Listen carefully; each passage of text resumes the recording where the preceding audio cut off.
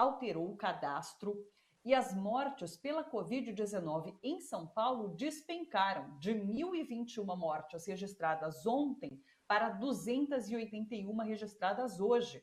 De acordo com a Secretaria Estadual de Saúde, o cadastro novo exige dados que os municípios não estavam preparados para responder.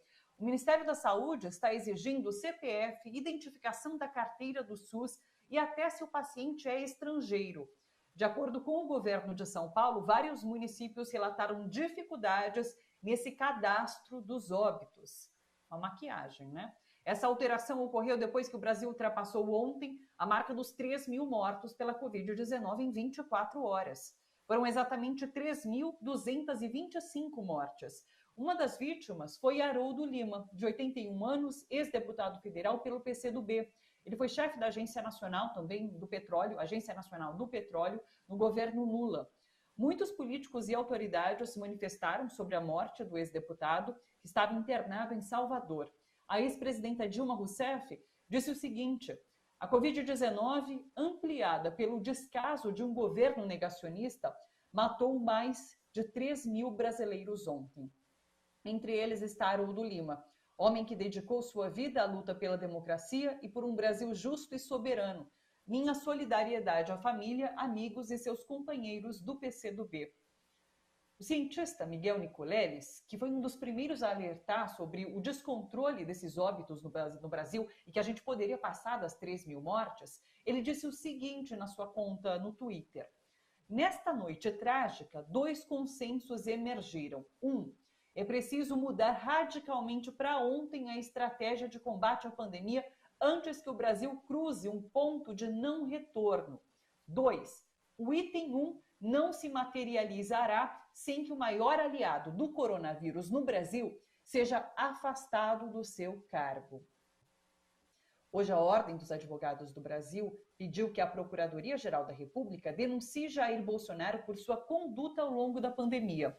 Na representação, que tem 29 páginas, a OAB lista procedimentos de Bolsonaro e pede que seja oferecida denúncia ao Supremo Tribunal Federal, para que o representado seja processado criminalmente pelos crimes perigo para a vida ou saúde de outrem, infração de medida sanitária preventiva, emprego irregular de verbas ou rendas públicas e prevaricação.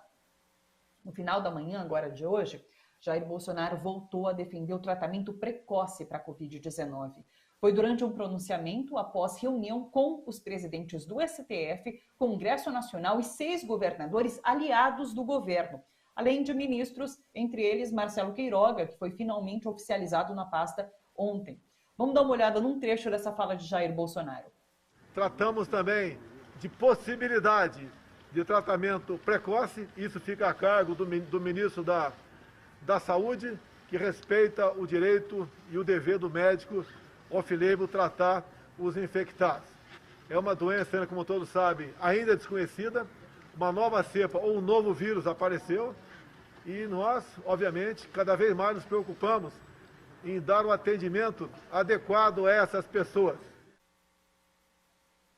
A Associação Médica Brasileira pediu ontem, em nota, o banimento do chamado kit Covid. Só no estado de São Paulo já foram confirmadas 4 mortes causadas por esses remédios, já condenados pela ciência no tratamento precoce da Covid-19. Jair Bolsonaro fez também um pronunciamento em cadeia de rádio e TV. Foi ontem à noite para falar da pandemia. Disse que 2021 será conhecido como o ano da vacina no Brasil e que estamos próximos de superar a crise sanitária. A população respondeu com um panelaço por todo o Brasil. Vamos dar uma olhada.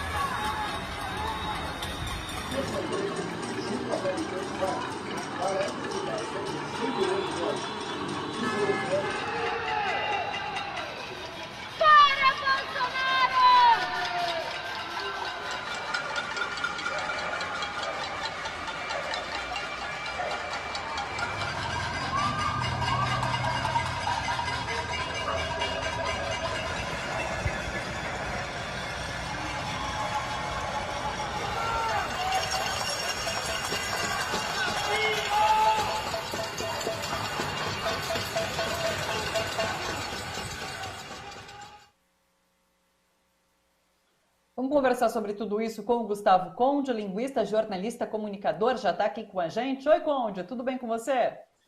Thalita Galli, tudo bem? Prazer mais uma vez estar aqui no Bom para Todos. Saudações democráticas a todos os internautas que estão aqui associados, que estão acompanhando o teu maravilhoso trabalho. E vamos conversar sobre isso. Que sinfonia bonita, né? Você viu só, não é? Bacana. Eu quero conversar com você também, falando em democracia, sobre a decisão de ontem da segunda turma do STF, mas antes vamos falar sobre essa situação da pandemia aqui no país. Ontem todos chocados, mas ao mesmo tempo já aguardando esse número de mais de 3 mil mortes pela Covid-19, né? E agora a gente tem notícias dessa maquiagem que o governo tenta aplicar para esconder números de óbitos aqui no país, né? Mudando esse sistema, requerindo mais informações para que as mortes sejam computadas e registradas, e é claro, aqui em São Paulo, pelo menos, esse número já despencou. Então vai haver agora nos próximos dias essa queda no número de mortes que não representa a realidade.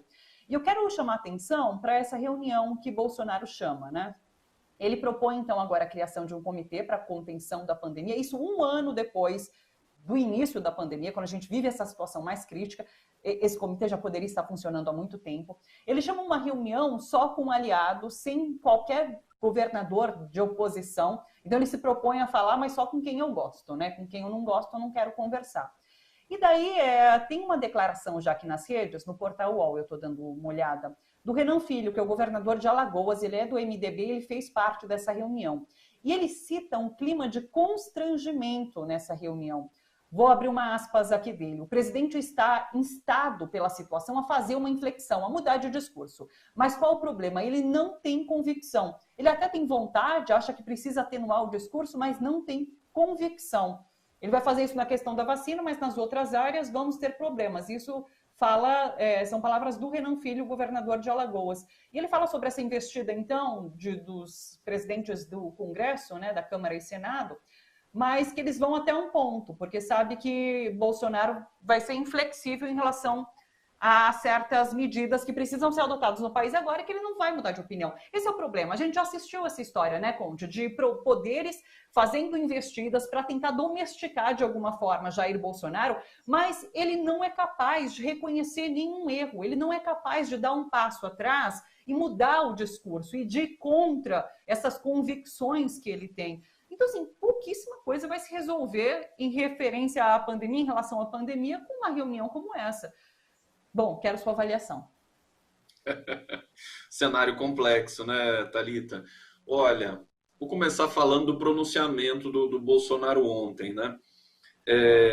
Foram acho que 4 minutos e, assim, eu fiquei até espantado. Não é surpresa, porque como ele é covarde, você fala que ele não volta atrás, ele não pede desculpa, ele não se retrata, mas ele fala como se ele fosse, digamos, um presidente de fato, como se nada tivesse acontecido antes. Então foi isso que a gente viu na TV ontem, assim, um Bolsonaro quase equilibrado. Quer dizer, essa dicção dele, essa fala dele, ela carece de credibilidade de maneira furiosa, né? Não dá para acreditar numa pessoa dessas. Ninguém acredita mais, ninguém aguenta mais, nem as pessoas que estão próximas a ele. É um gesto, a fala do Bolsonaro, o discurso do Bolsonaro, ele é estruturalmente carente de credibilidade. Então, isso é até uma arma que ele tem, né, de comunicação. Enfim, ele tá sentindo a pressão, a queda da popularidade, a queda dessa articulação que já era frágil política, porque ela é sui generis, né? Ela passa pelo apoio das Forças Armadas e não por uma base política consolidada. O Centrão é muito mais... O Centrão, pela sua essência fisiológica... Olha, eu nunca pensei que ia dizer isso, Thalita, mas eu vou dizer aqui em primeira mão para vocês. Graças à fisiologia do Centrão, nós veremos as ações do Bolsonaro serem erodidas aí nas próximas semanas e meses. Porque o Centrão quer sobreviver. E não dá para sobreviver com um presidente com esse perfil, né? Não dá para sobreviver com o chefe do executivo nesse perfil que não trata as questões concretamente, a negociação política, espaço político, trata na base da guerra comunicacional, da violência pela internet. A gente sabe que o gabinete do ódio voltou a ser mobilizado depois das vitórias do Lula no STF, vem com muita força de novo, né?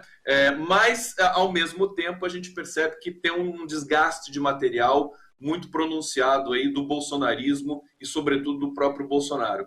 Então, quer dizer, eu acho que você perguntou várias coisas, tem a questão da maquiagem dos dados, tem que ver como é que vai ficar isso, Thalita, porque até onde eu sei, tem um pool de veículos de comunicação que passaram a fazer a contabilidade macabra e terrível dos mortos no Brasil, depois que o Ministério da Saúde se eximiu de produzir esses dados.